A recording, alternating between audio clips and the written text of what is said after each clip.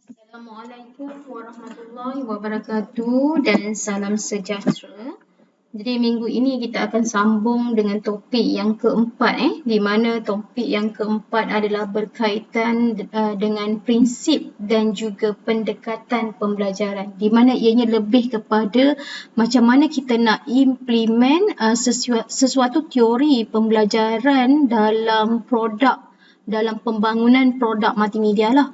Yang seperti mana kita tahu, korang dah pernah belajar dalam subjek psikologi pendidikan. Jadi kalau korang dah mempelajari subjek psikologi pendidikan, korang dah tahu beberapa teori lah. Contohnya teori yang kita ada iaitu teori behaviorisme, teori konektivisme, teori konstruktivisme dan juga yang terakhirnya yang latest adalah teori konektivisme. Jadi teori yang baru ni, teori konektivisme mula diperkenalkan pada tahun 2008 oleh George Siemens. Jadi kebanyakannya teori konektivisme ini adalah teori yang sesuai menggunakan pendekatan internet lah, connection internet. Jadi teori-teori yang lama ni seperti teori behavior, kognitif dan juga konstruktivisme ni biasanya kita implement dalam bilik darjah dalam kelas. Tapi sebenarnya teori-teori ini juga boleh diimplement dalam pembangunan sesuatu produk multimedia yang berunsurkan education lah.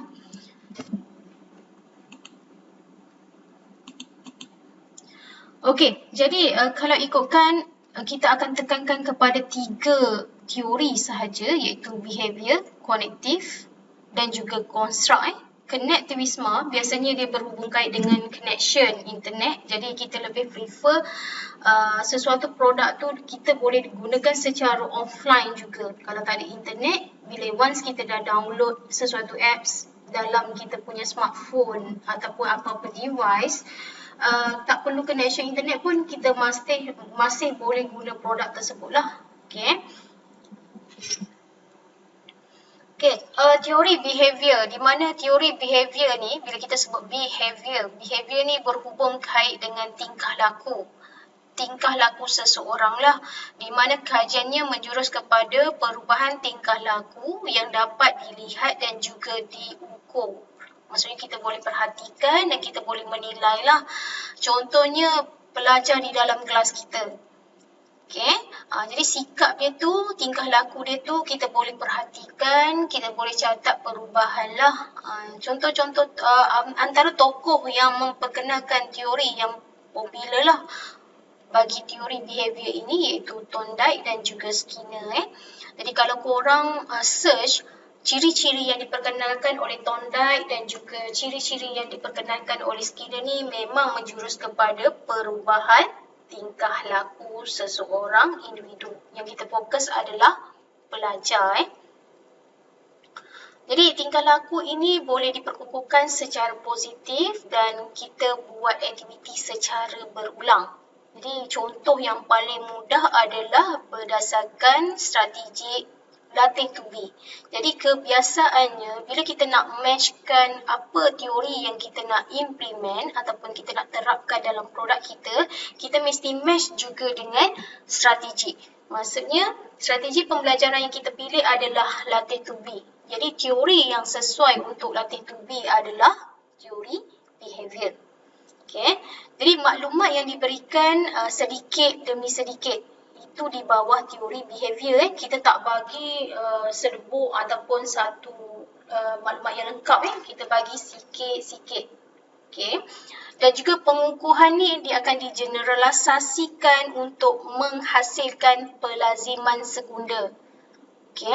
Maksudnya bila kita bagi pengukuhan, dia faham stepnya kena buat macam ni, lepas tu hasilnya macam ni. Jadi dia boleh generalkan lah dia punya solution ataupun dia punya step tu dia dah boleh susun dan hasilnya dia akan dapat macam ni.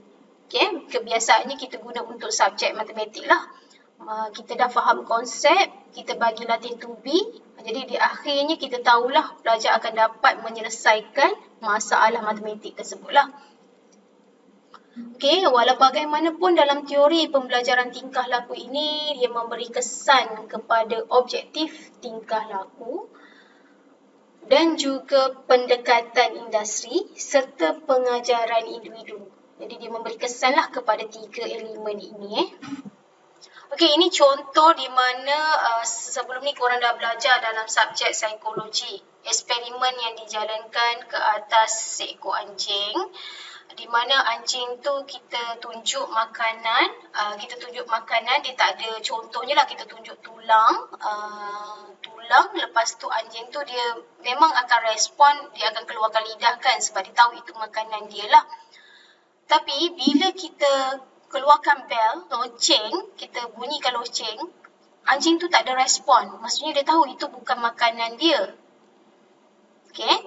Jadi bila kita nak buat eksperimen, kita bunyikan anjing, kita bunyikan loceng dan kita tunjuk tulang, makanan tu, secara automatik anjing tu akan keluarkan lidah. Maksudnya dia menunjukkan dia lapar lah makanan.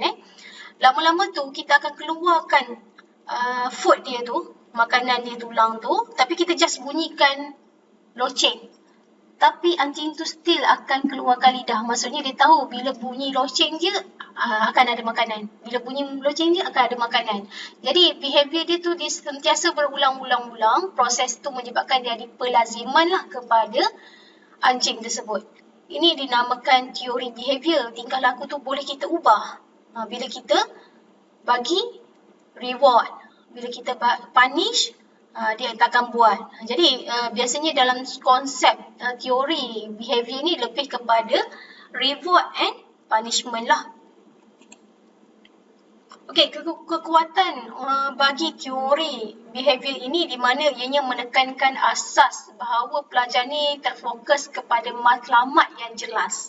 Jadi bila kita nak buat sesuatu produk tu, kita dah kena letak dalam halaman utama objektif pembelajaran. Maksudnya pelajar ni dia akan alert apa objektif pembelajaran yang perlu mereka capai setelah mereka ni menggunakan produk multimedia yang kita hasilkan. Jadi matlamat tu dah set awal lah. Okay. Kelemahan teori behavior ini di mana kemungkinan pelajar ni didapati tiada rangsangan yang sesuai untuk maklum balas yang berlaku. Contohnya kita buat sesuatu aktiviti tu, kita anggarkan ataupun kita harapkan ada maklum balas. Tapi kadang-kadang boleh jadi maklum balas tu kita tak dapat. Okay, itu kekangan lah dan cabaran dalam bila kita nak implement teori behavior.